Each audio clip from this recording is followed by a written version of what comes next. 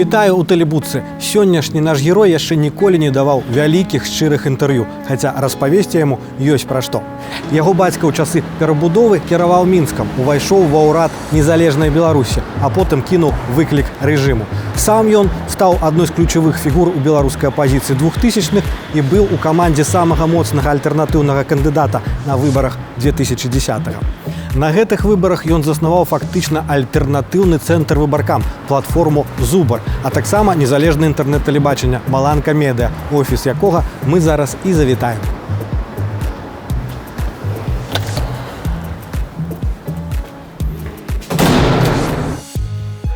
Прывітанне, Павел. Прывітанне. Нарэшце я да вас дабраўся, як справы?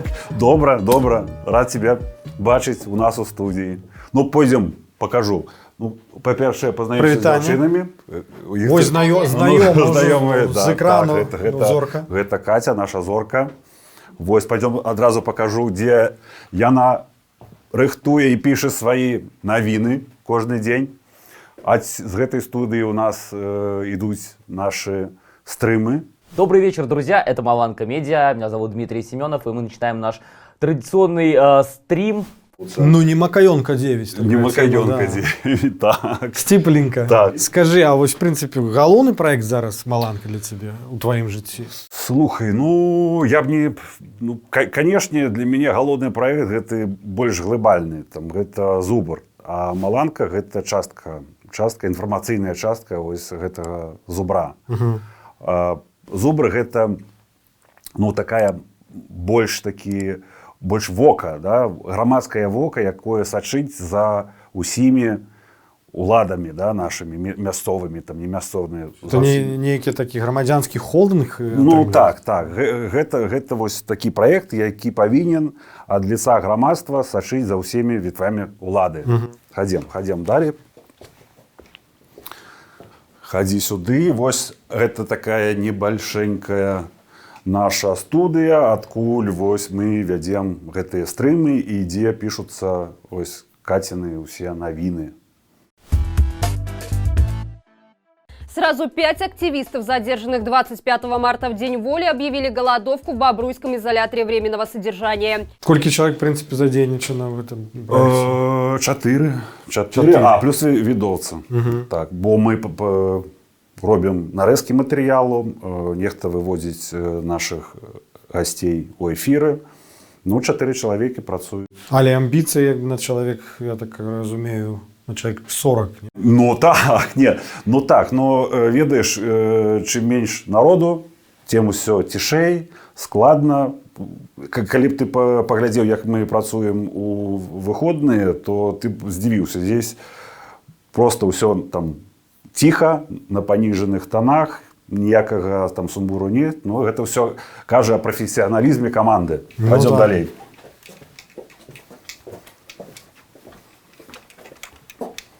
Но здесь наша основная редакция, где вось працуюць дзяўчаты.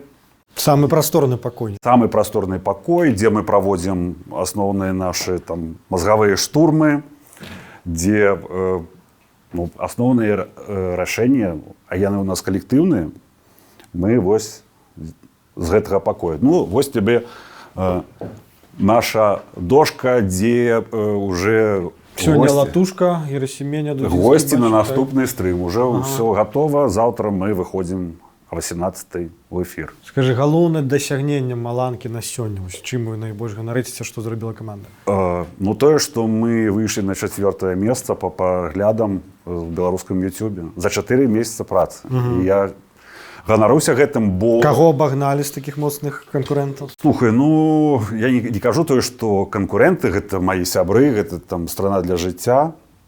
Вось, но у них более там такая аудитория там вялікая, і Сергей, конечно, Ціхановскі зрабіў вельмі шмат там, да, для беларускага ютубу, і ну, я лічу его геніем, там, да, які дагрукаўся да сярдэц там з усім там часткі насельніцтва, якая ніколі там не інтарэсавалася там якімі такімі палітычнымі падзеямі і не заходзіла ў YouTube ввогуле. Там, ну, можа, глядзела там некія там ролики, но беларускага ютуба як такового. Я лічу палітычнага. Ну, І гэта не хіба існавала. там атрымліваецца за паўгады працы, так? Ну так. Вось, ну пойдзем далей. Ну бачыш, тут калегі нашы, мы памятаем кожны дзень усіх тых, хто затрыманы, сёння заходзіцца за кратамі за свае прафесійныя абавязкі. Вось, ну хадзем. Хадзем, праходзь. Ну, Эту студыю я памятаю, потому что я аднойчы ў ёй быў, мы записывали навагодняе такое віншаванне. І не толькі, бо ў гэтай студыі пішацца амаль усе праекты. Усе праекты мы працуем з усімі ініцыятывамі, не толькі з культурай, мы са спортам і з праваабаронцамі. Мы даем магчымасць усім рабіць і робім для них там якасны контент. Почему несостоявшиеся большие марши – это не катастрофа, а нормальное развитие событий? Для каго вы гэта ўсё робіце? Ёсць у вас дакладнае разуменне сваёй аўдыторыі? Слухай, ну, па-першае, гэта, канешне, беларусы. І апять гэта грамадская супольнасць. Вось. Ну, але беларускай мовы у вас практычна не чувалася. Вось гэта мы вырашылі зрабіць, бо, ну, ты ведаеш, там, што шмат людзей карыстаюцца расійскай мовай, на жаль, за тыя гады, тое, што існавала там. Трэба нешта з гэтым рабіць. Так, но нас глядзіць і шмат Украіны, шмат Расіі і шмат нашых дыаспор за мяжой. Мы просто гэта бачым по нашым статыстыцы. І таму мы вырашылі тое, што наш будзе вось, там, нынешні контент, ён на рускай мове. Но ты ведаеш, я упэўнены, што ў нас ёсць уже там такія задумкі рабіць канал на беларускай мове. Выдатна. Да. Вось гэта мне падабаецца. Да. І ёсць у вас, я не ведаю, глобальная нейкая задача, да чаго вы імкнецеся? Хочаце вы, я не ведаю, скласці канкурэнцыю Белсату ці пераехаць на Макаёнка 9, калі там зменіцца ўлада? Якая у вас задача? Ну, как я і казаў, асноўная наша мэта – гэта зрабіць грамадскае тэлебачанне. Да? Вось як грамадскае ТВ. Незалежнае, каб мы... У незалежнасці ад прыходу ўлады, так? Так. І мы, каб былі голасам народа, і вось гэта асноўнае для мяне. Тое, што вось ніколі ў Беларусі не было грамадскага тэлебачання. Для усіх беларусаў, каб голас іх быў чутны, каб яны мелі пляцоўку. Ну, выдатна, мы дачакаліся. Так. Ну, яшчэ працы вельмі шмат. Паша, ты нарадзіўся ў сям'і высокага, вядомага беларускага чыноўніка. Пра яго шмат вядома. Гэта Михаил Марынич.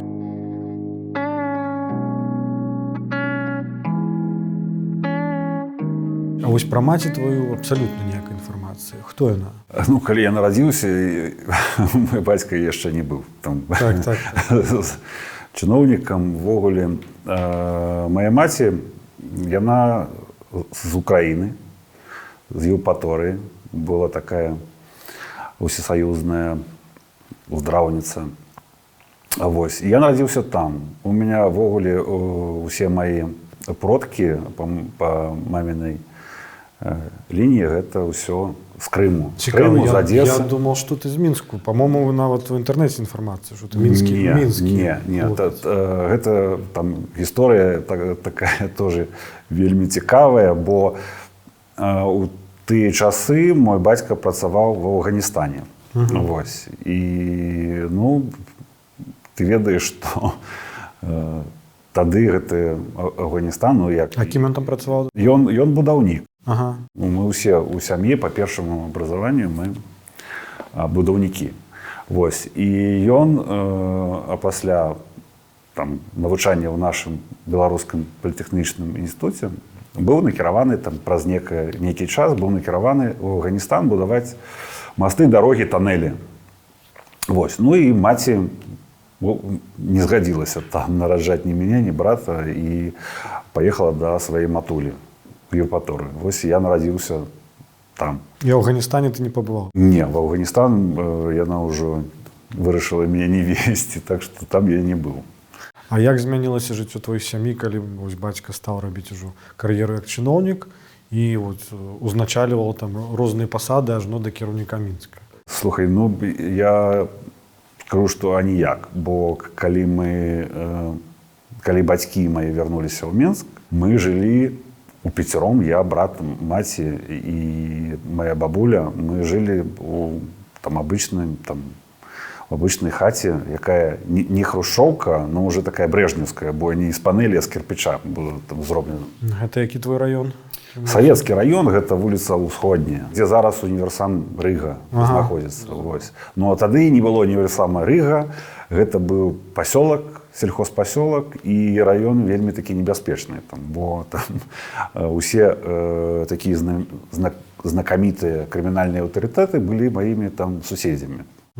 І мы пражылі там, ну, я скончыў 9 клас яшчэ там, потым мы уже пераехалі. Адзін з кіраўніком Мінска, і ён жыў на гэтым крымінальным раёне. Так, і ведаеш, у нас не зачыняліся там і кватэры, мы сябравалі там з суседзямі, бацькі сябравалі.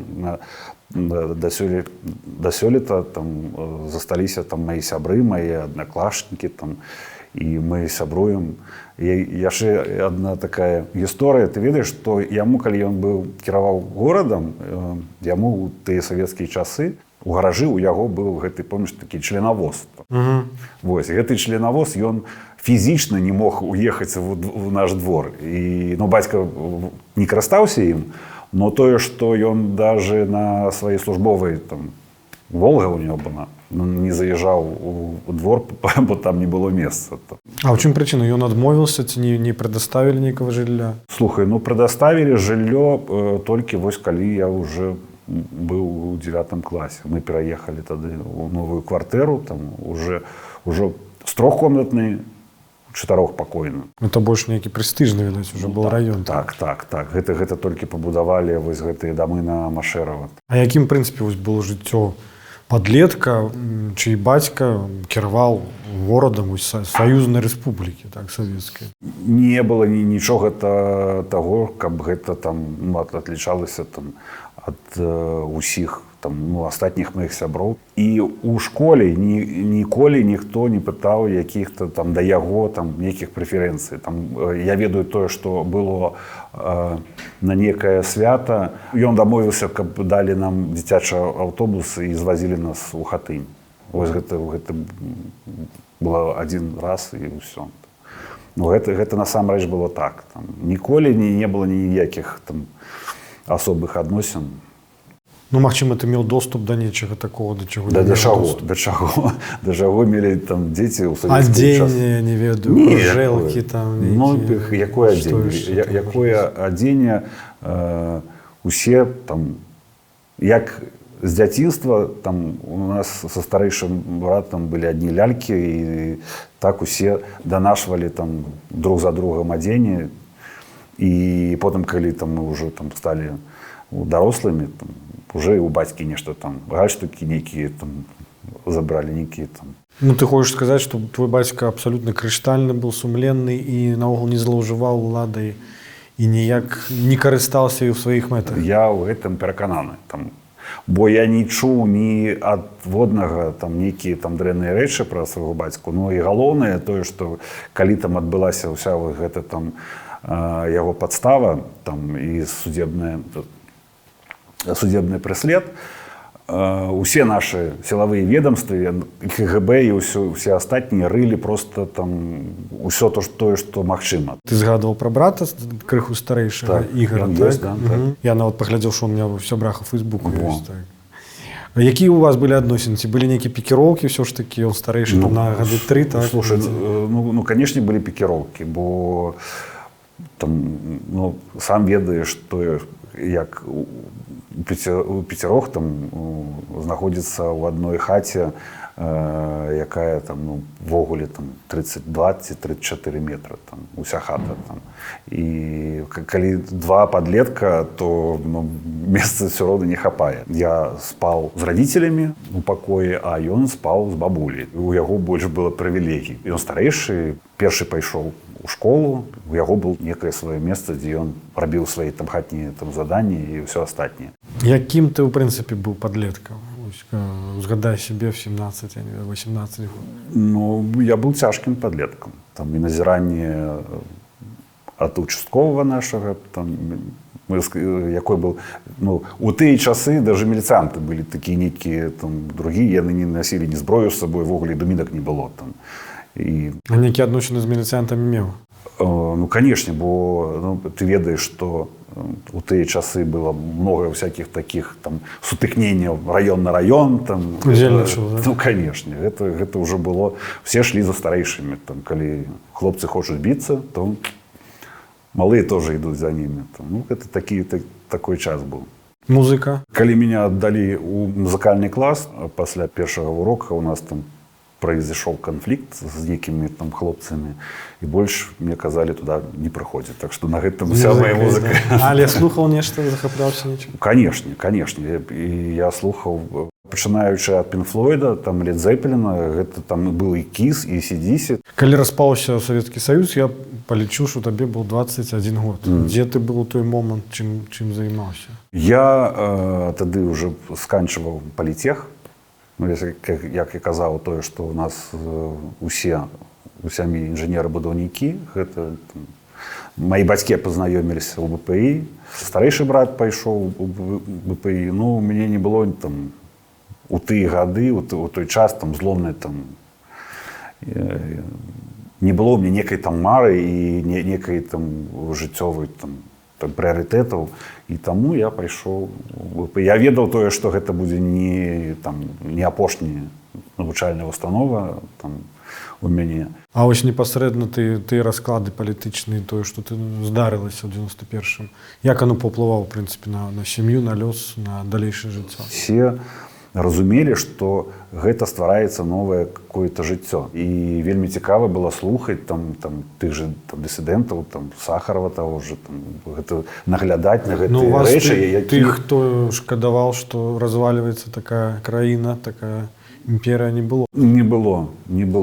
Ввогуле не было. Все віталі, так. Бацька вельмі сачыў за Ельцынам, да? Вось слухаў усе, у нас быў там такі веб-спідола, там, прыёмнік такі, ну, вось ён слухаў, калі там ну, былі гэтыя трансляцыі даже, і сачыў за гэтымі ўсімі падзеямі. І, ну, у мяне бацька быў заўжды там, ну, прагрэсіўным чалавекам, і ўсё тое, што яго цікавіла ўсё, тое, што адбывалася. Як у сям'і прынялі вынікі выбараў прэзідэнцкіх першых у гісторыі Беларусі? Гэта было маё першае галасаванне. Я галасаваў за Шушкевіча Станіслава Станіславовича, і да сёлета я упэўнены, што гэты мой выбар там, ён быў сапраўдны і правільны. Вось. Ну і ўсе, я памятаю тыя часы, што ўсе там жартам аднесліся да таго, як Лукашенко абраў гэтыя там, ну, там галасы народа. Там, гэта на нейкіх там кампраматах, там, калі Шушкевічу там вінавацілі ў тым нешта цвікі, якія скрыня цвікоў, скрыня цвіку. Мы ведаем зараз, што гэта голы папулізм, там, но тады у тыя часы ён працаваў там, ты і ў Расіі тая ж там гісторыя, ты ж памятаеш, што як там выступаў Жыриновскі той же, да, там, гэта ўсё голы папулізм, но тады вось на гэтай хвалі людзі там чамусьці верылі. Ну, не чамусьці, яны верылі, бо жадалі змены. Ну, твой бацька ўвайшоў ва ўрад, па факце, незалежнай Беларусі, он стаў міністрам знешнепалітычных сувязей. Што гэта за пасада? Ён быў амбасадарам у Чэхіі. На той час. Так, і яго вызваў Лукашенко да сябе, палажыў папку, вось тут кампрамат на цябе. Это першие там были там словы, там, а что тут, что за компромат на меня? Он говорит, у твоего молодшего сына есть Форд Сьерра. там, якую ён купіў у Нямецчыне. Но гэта была моя машина, я яе купіў. Там, да? А якое там дачыненне да ўсяго да гэтага было да майго бацькі, там, той дизельны Форд. Вось. Но і ён яму прапанаваў стаць вось міністрам внешнепалітычных сувязей. Вось такая там была пасада. Бацькіна міністэрства займалась гандлем міжнародным. Вось. А наколькі вы былі блізкі з ім вось падчас таго, як ён быў ва ўрадзе? Ну, у нас ніколі не было вось такіх, ведаеш, там адносін, там, ну, там не то што працоўных, тое, што касалася яго там працы, гэта было у нас там, ну, нейкім табу. Калі ён быў амбасадарам у Чэхіі, я ніколі не быў у Празе. Там, ні я, ні брат. І калі ён быў амбасадарам... Зноў працягнулася гісторыя з кіраўніцтвам Мінска. Так. Калі ён быў амбасадарам у Рызі, меня не было ў Рызі. Там, я ні разу не быў. Вы зусім не карысталіся становішчам бацькі. Гэта па-першае, тое, што вось, ну, нельга было ніяк там, ні ў якім разе падстаўляць і нейкі там цені брасаць на яго. А што вядома, якія адносіны яго былі з гэтым першым прэзідэнтам? Ну, той, што не сябравалі, гэта факт. Ну, нейкіх такіх там цёплых я не чуў. Там, канешне, мой бацька там прафесіянал, ён гаспадар там, і такіх ну, людзей ну, у той час там было нешмат. Там, бо я табе магу казаць тое, што ўся тая каманда, якая працавала з ім у Мінскім райвыканкаме, яна потым заняла там вялікія пасады міністэрскія ў краіне. Там, і тое, што Ярмошин стаў прэм'ер-міністрам, Лінкевіч, які вызначалі там ахову здароўя, ён стаў міністрам. Уся тая яго каманда, якая з ім працавала там, і з якой не сябравалі там, з маладосці, не з маладосці, но з какого там часа, яны ўсе занялі пасады. Гэта ўсё былі таленавітыя кіроўцы. 2001 год, да? Твой бацька амбасадар, там, он значыцца адразу у 3 краінах, помню, да? Латвія, Фінляндыя, Эстонія. Так. Чаму менавіта ў гэты час, у гэты год ён вырашыў кінуць выклік? Я вось тебе яшчэ скажу тое, што ён заўжды працаваў на 3 краіны. Такога ну, не было раней. Там, да? Вось яму давалі такія вось цяжкія там пасады. І гэта была Чэхія, Венгрыя, Славакія. І вось была Латвія, Эстонія, Фінляндія. Чаму ён пайшоў на гэты шаг? Ну і чаму менавіта ў гэты час? Бо был 95, 96, 99, дзе сыходзілі тыя людзі, якія былі пры ўладзе пад уплывам розных абставінаў. Вось 2001. Слухай, ну, я не магу тебе нічога казаць вось именно чаму вось гэты, но гэта тое, што ўжо там ну, накапілася там за гэтыя ўсе гады, бо хто калі не ён бачыў там як развіваецца свет, як развіваюцца там нашы суседзі краіны, тыя, хто зышоў з гэтага там ціска маскоўскага там ярма і бачыў, куды вядзе нас Лукашенко. У 2001 тым жа твой бацька вырашыў балатавацца кандыдата на прэзідэнта, але не сабраў 100 000 подпісаў.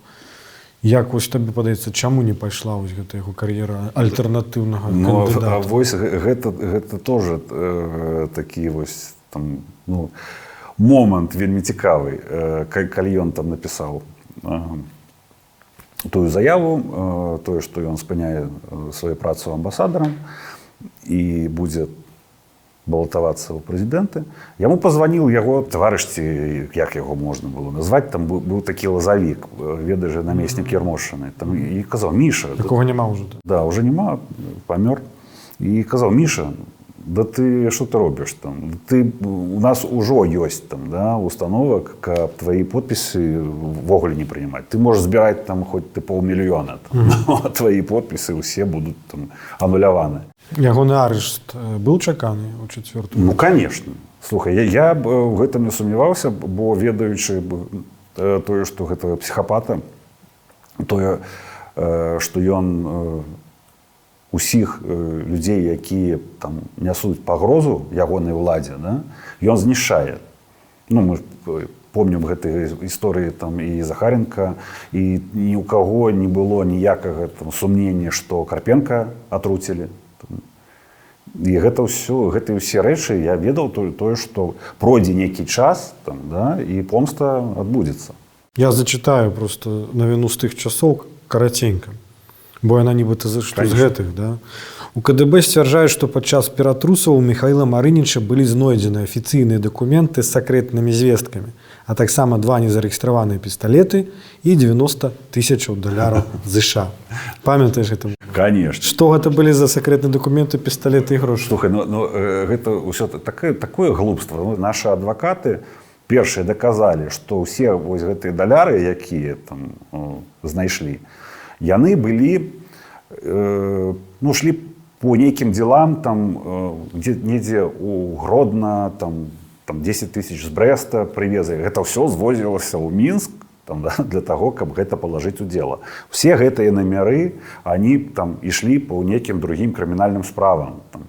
І гэта ў судзе, гэта ўсё было даказана. А што датычыцца зброі, то мы тады заказалі адералагічную экспертизу. Гэта экспертиза, якая высвятляе дачыненне, калі бы у тебя ў кішэні калісьці быў гэты пісталет, так, то яны паказалі, то там нейкі матэрыял. Вось. І гэтага не было. Вось увогуле даже гэтага не было. А што сакрэтныя дакументы, гэта што? Я вось это не ведаю. Іх тоже не было потом. В абвінавачванні гэта ўсё развалілася полностью. Там яны там. Але 5 год калоніі, так? Так, за 5 кампутараў, якія належаць пасольству США, якія былі даны там у аренду безвозмездную, там як была яго НЖО, гэта деловая ініцыятыва. І ў судзе там прадстаўнік Госдепа там устае і кажа, там гэта наша собственность.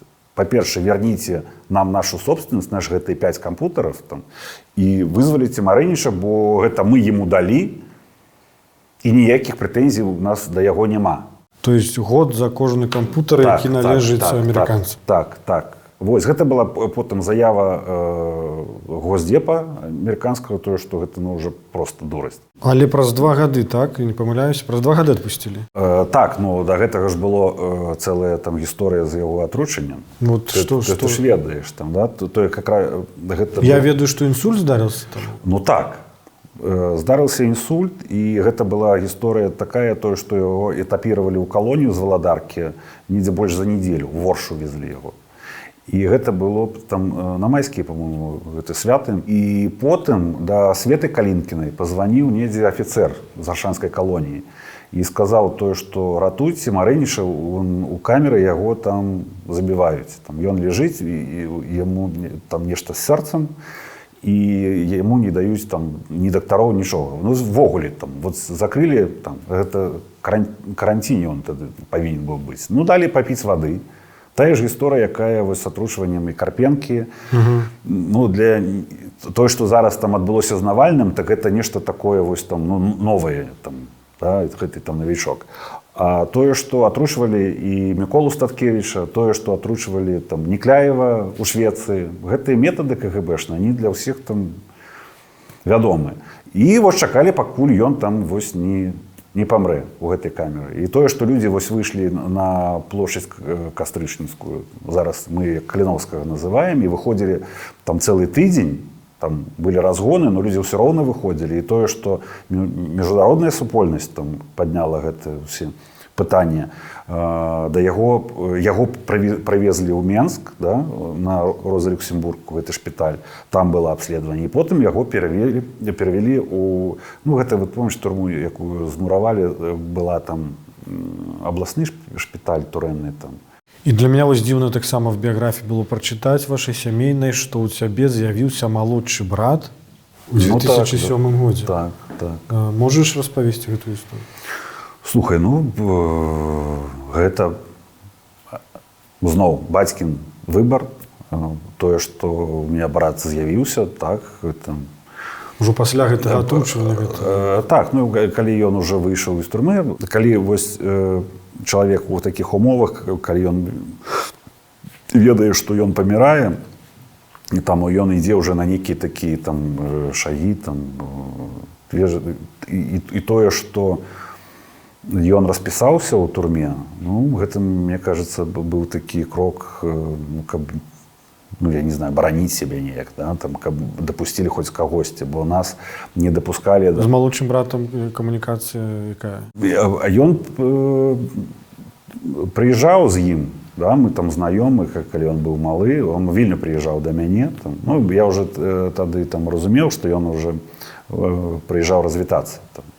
Бо калі ён выйшаў з турмы, ён казаў тое, што давай хутка працаваць, бо яшчэ 2 удары і ўсё. Там, ну, так яно адбылося. Там з 3-го інсульту ён уже не выйшаў.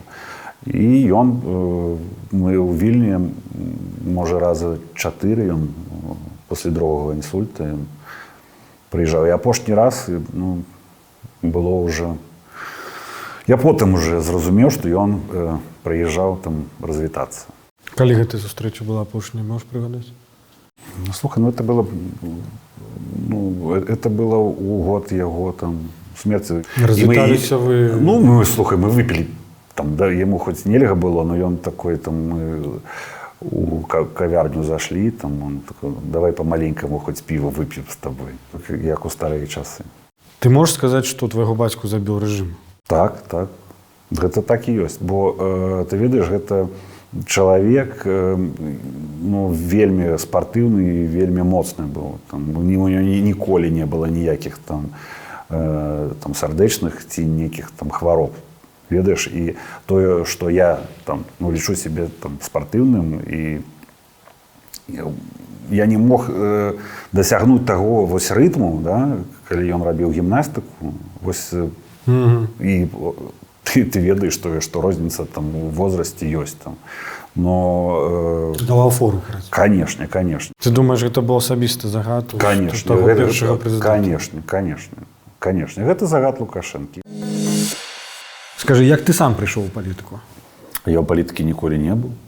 Я вось так, ну, я ніколі не был у палітыцы, я сябраваў з палітыкамі, я дапамагаў палітыкам, но сам... Это называется дапамога. Ну так. Это называется дапамога. Ну, у 2010 годзе ты был у камандзе Санніка. Ну так, да. Я дапамагаў Андрэй, мой сябра, там Іра Халіп, моя сяброўка, мы даўно сябруем. Якая твоя функцыя была в этой камандзе? Ну, дапамагаць. Цікавая функція.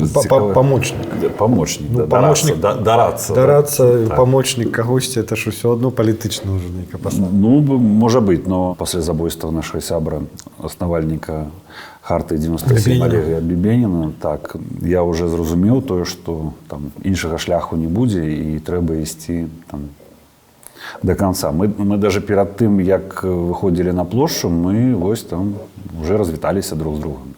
І ведалі, што мы, можа, і не вернемся. Так, ну, пункт твоего ўваходу в помощники по палітыцы, скажем так, гэта сыход Бібеніна, ці раней? Па-перше, я разумеў тое, што гэтыя ўсе выбары там ярмошинскія, гэта ўсё цырк. Я, ну, ввогуле не хацеў да гэтага дачынення ніякага маць. Там. Ну, вось потым, калі ўжо Андрэй абвясціў тое, што ён пойдзе, там, і патрэбна была моя дапамога, но калі забілі Бібеніна, то уже відавочна было, што мы пойдзем усе до конца. Ну, і до сих пор мы ідзем.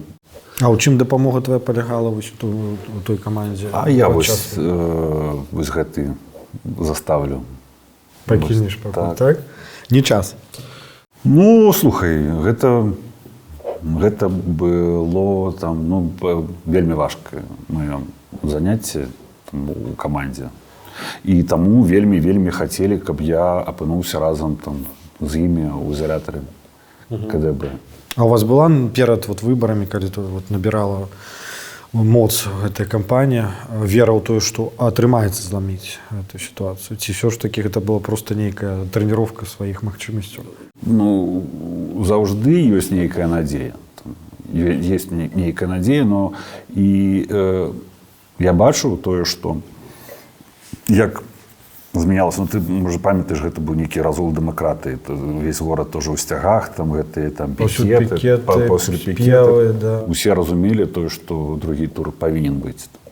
Што не атрымалася? У чым галоўная недарэчнасць, памылка ці што адбылося? Не было ніякіх памылак. Тое, што трэба ведаць, што супраць нас злодзей, і ўсё, мы не... Ну ты ж казаў, што ты ведаў ярмошинскія выбары да гэтага, але тым не менш. Ну, я пайшоў на гэта, каб там, ну, сябе, там, мне не было сорамна за тое, што я гэта не зрабіў. Мне не было сорамна там, перад бацькай, мне не было сорамна перад маім сынам. Гэта быў там, ну, выбар мой, і я там, ніколі не жалеў ні хвіліны аб тым, тое, што я пайшоў, і тое, што мне прыйшлося апынуцца зараз у Вільні. Вось гэты 19-20 снежня, так, 10-го года, як ты іх правёў, што з тобой было, і як атрымалася пазбегнуць рэпрэсій? У нас усіх былі кватэры канспіратыўныя, так, это ўсё было там прадумана. У кожнага былі свае там, ну, там кропкі, дзе ён мог знайсці там себе прытулак. Пакуль тады з'язджалі яшчэ Наталія Каліда і Коля Халезін, яны выратоўвалі там сваіх людзей з вольнага тэатра. Мы сустракаліся там і з Наташай тады. Коля быў на другой кватэры, но ён яшчэ ў Беларусі тады знаходзіўся, там яны вывазілі сваіх там людзей. Вось. А потым, калі ўжо прыйшлі да маці, там я понял, что там праз нейкі час мяне знойдуць. Вось. І там уначы, это было на 24-е, так, уначы мяне сябры вывезлі праз Расію к латышскай граніцы, там, праз Себеж. На мяжу я уже пешкам пераходзіў. Латышскія пагранічнікі спынілі фуру і пасадзілі мяне. Казалі, давязі яго да першага там, якого, не знаю, отеля ці да чаго. Ну, меня давезлі да Рызі. У Рызе я прабыў усе каляды, і потым 27-го я ўжо быў у Вільні, і з тых часоў здесь знаходжуся. А калі ў які момант ты разышоўся з гэтай камандай Саннікавай, Еўрапейскай Беларусью? Мы, в общем-то, і зараз сябруем. Я не расхадзіўся з імі. Ну, ты быў пэўны час там фігураваў, я глядзеў, як каардынатар Еўрапейскай Беларусі. Конечно. А калі вось гэта гісторыя? Гэта гісторыя, она не скончылася, мы і зараз сябруем, у нас там добрыя стасункі, тэлефануем адзін аднаму. Но у той час, калі ўжо Харта і рэдакцыя з'ехалі ўсе ў Варшаву, меня запрашалі, но я вырашыў застацца і, конечно, ўжо заняться некой своей адукацией, некими своими справами. Ты кажаш, што з Андрэем Саннікавым вы падтрымліваеце сувязь, з'яўляецеся па-ранейшаму нейкімі там хаўруснікамі. Як ты ўспрыняў ягоны гэты спрэчны пост з катлетамі ў дзень, калі Ціханаўская запусціла вось гэта галасаванне за перамову з уладамі? Усе чакаюць ад яе ўсё-такі большай рашучасці. Ну, то есть гэта был такі намёк, да? Ну, конечно. На нейкі перагляд? Конечно. Я ведаю, что их посылы до Светланы доходят. Ну, то, что Светлана обраны нашим народом президент. Гэта засведчыла вось платформа Зубара вынікі гэтага назірання, да? Это и есть заслуга Зубра, то, что Лукашенко сёння ніхто ў свеце не называе президентом. Вось гэтым я ганаруся. Мы показали и доказали, что ён ніякі не президент, а гэта просто там злодзей, які там са сваёй банды, са зброяй у руках там, ну, захапіў уладу і утрымлівае яе. Вось гэта асноўнае. Ну, паміж таго, я, канешне, ганаруся там усімі тымі беларусамі, якія вось паказалі тое, што яны другімі ўжо не стануць. Як выглядаў твой вечар 9 жніўня? Мой 9 жніўня вечар вось быў здесь, у нас быў стрым. Мы тады пачалі у гэтай студыі, так, мы пачалі асвятляць вот, першыя нашы крокі, будзем медыйныя, так. Нам павінна было даносіць да людзей тое, што адбываецца там у рэал-тайме. І мы пачалі выпускаць навіны на гадзіну. Там, но мы не бралі, мы раздавалі, растрымілі сігнал на ўсе YouTube-каналы, там, і на Нехта, і на Сумленныя людзі, там, на Бабарыку, на Ціханаўскага канал, на ОГП-ТВ. І гэта пашырыла агляд і тое, што мы маглі паказваць тое, што адбываецца, тое, якія мы дадзеныя атрымліваем. Добрый дзень. Добрый день. Ну, давайте начнем. У нас первый эфир. Мы с вами открываем эту неделю эфиров, которые каждый день, в 7 часов вечера мы будем в эфире, а 9 числа весь день. І 9, калі все гэта пачалося, мы працавалі 18,5 гадзін. Уяўляеш себе, тое, што без вопыту, без нічога, 18,5 гадзін мы вот з гэтай студіі транслявалі. Зубр пасля выбараў мае нейкі працяг? Конечно. Слухай, мы не застанавливаліся ні на хвіліну. Мы рабілі карту дапамогі з другімі ініцыятывамі. Мы рабілі і робім моніторинг судебнай сістэмы. Вельмі важна. Я табе больш скажу, што ніводны важкі праект у айтышнай сфере за увесь гэты час не абышоўся без нашага удзелу і дапамогі. Тыя спецыялісты, якія працуюць у нас і ў голасе, гэта самыя лепшыя ў свеце. Гэта так. Беларусь... Кадраў не бракуе? Не. І нам гэтага больш чым хапае.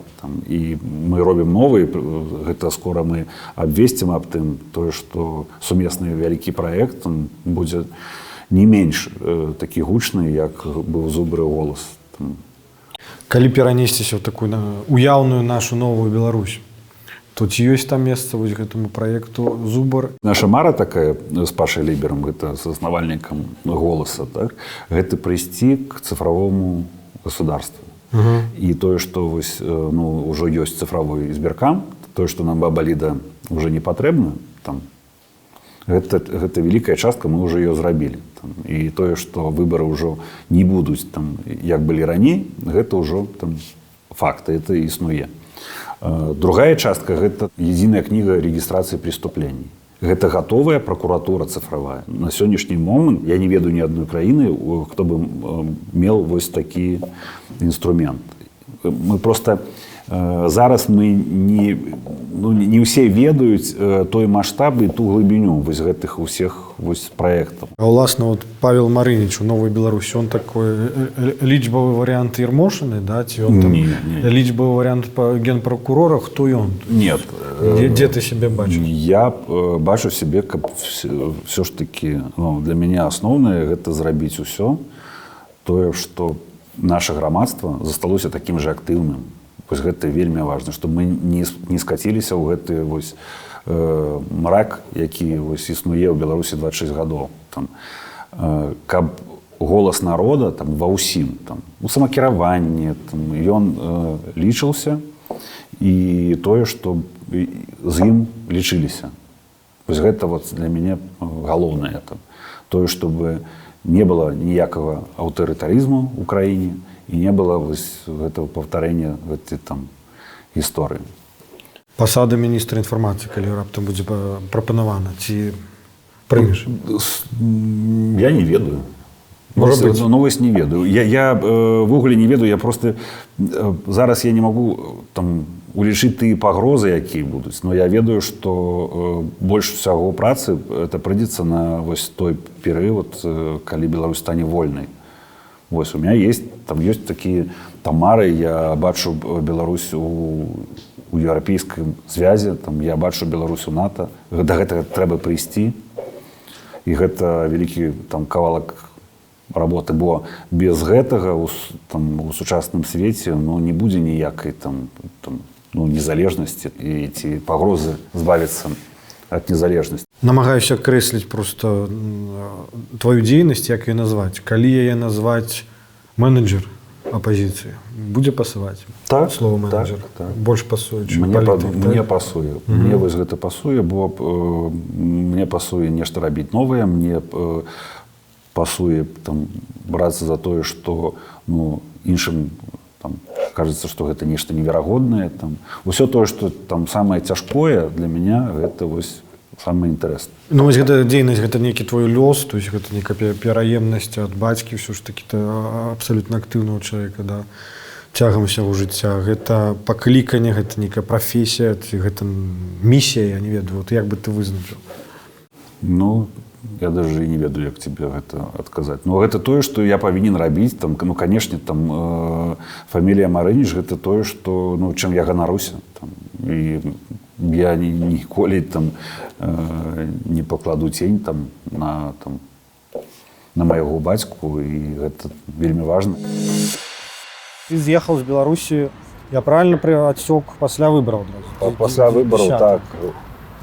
А пасля выбараў... І больш не вяртаўся? Не вяртаўся. Дзя там нешта засталося? Не. Засталіся сваякі, засталіся брат, матуля. Бацька тады быў яшчэ жывы, сын старэйшы. Ну, вось ты ўжо 11 год жывеш фактычна за мяжою і ні разу не мог вярнуцца, так? Ці адчуваеш ты, што страцілася нешта? Ці адчуваеш ты, наадварот, сувязь нейкую з радзімай? Слухай, ну я же в Вільні нахожусь. І тое, што у Літве я адчуваю нашы карані, бо мы з табой нашчадкі Великага княства Літоўскага. Ну, тое, што да майго дома амаль там 170 кілометраў, там, гэта ну, не тое расстаянне, якое там, ну, павінна рваць нейкія там адносіны з маёй краіны. Недзе па восені сустракаў недзе твой каментар у інтэрнэце, што Новы год беларусы ўжо будуць адзначаць без дыктатара. Так, гэта было. Ну так, і у які ты момант зразумеў ўсё ж такі, што так не будзе? Ну, гэта я зразумеў уже недзе ў восені, бо, на жаль, на мой жаль, канешне, ну, наша абраная прэзідэнтка Светлана Ціхановская, ну, не змагла знайсці сябе тыя словы, тыя сілы, якія вось, ну, яна атрымала зараз. Там. Калі б гэта яна казала ўсё тое, што яна гаворыць зараз, яна казала бы у восені, то я ўпэўнены, што ў Беларусі мы б уже сустрэлі Новы год. Не хапіла нейкага больш упэўненага моцнага голаса? Конечно. Не хапіла рашучасці. Рашучасці тое, што прызнаць тое, што яна, ну, мала таго, што яна абраная прэзідэнтка, гэта па-першае, і яна нацыянальны лідар. Тое, што кажуць яна зараз, гэта, ну, неверагодна, но трэба была гэта рашучасць, канешне, недзе на канцы лета. Ці ты зараз рызыкнеш зрабіць прагноз новы? Не, ну как? Канешне, я упэўнены, што у нас у гэтым годзе мы уже ўсе апынемся ў Менску. Ну так, хацелася бы верыць табе. Ты мне скажы, ты вот сам прагнеш где-то ожидання? Я разумею, што Вільня недалёка, што мы нашчадкі і ўсё астатняе. Але вот ёсць нейкая туга, ці яна суцішылася? Не, ну як? Слухай, як кажа мой сябра Толя Лябедька, я аптыміст. І ну, я працую там кожны дзень і набліжаю той час, калі мы вернемся ў свабодную краіну. І будзем будаваць новую Беларусь. Якое будзе вот першае месца, якое ты наведаеш, калі вернешся ў Мінск? Ну, конечно, матуля. Это хата. Ну, а потым поеду на могілкі да бацькі. З матуляй вы падтрымліваеце сувязь? Конечно. Яна прыязджала, вось пакуль гэта з каронай лакдаун гэта не здарыўся. Ну, яна часта, дзякуй Богу, ёсць гэты цягнік хуткасны, і мы не цяралі сувязь. Быў цягнік, так. Ну, але ж зараз гэта ўсё па інтэрнэту. Ну, мы кожны дзень размаўляем.